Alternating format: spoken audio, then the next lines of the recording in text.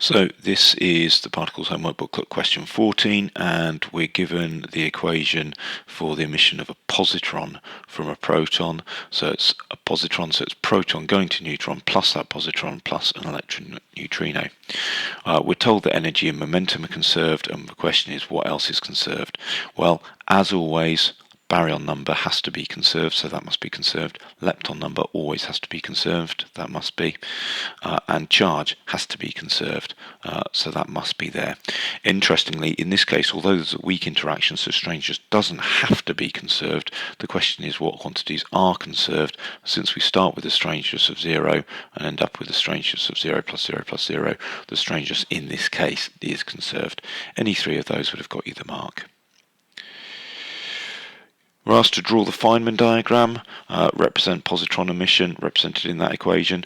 Now this is one of the Feynman diagrams that you're simply meant to know the diagram for, so in fact they didn't in a sense need to give you the equation. So we've got the proton that we started with, which changes to a neutron. Now in order to conserve charge at that vertex as well as a neutron coming off, I need something positively charged. It's a weak interaction, so it's going to be a W plus boson, and that W plus boson decays into the two other products, into the positron and into the electron neutrino.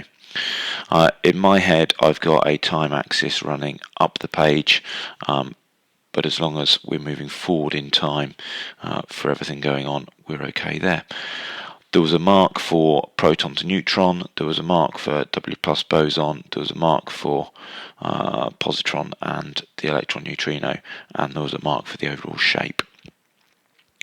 Next question was interesting, mainly because of the way people tackled it and in terms of their exam technique.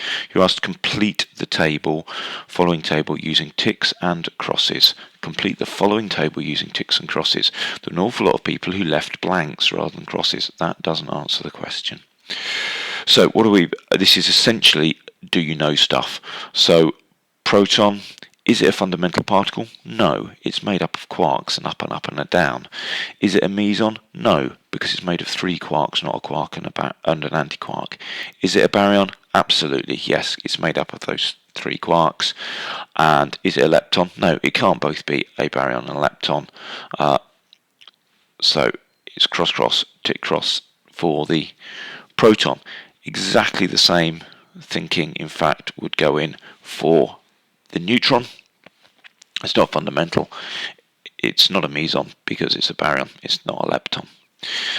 The beta plus is fundamental. Leptons are all fundamental. It is a lepton. Because of that, it can't be a meson or a baryon. Remember, particle splits into leptons and hadrons, and the hadrons themselves into baryons and mesons. So tick, cross cross tick, and then the electron neutrino, again exactly the same logic as for the beta plus for the positron. So that completes the Particles Booklet Homework question 14.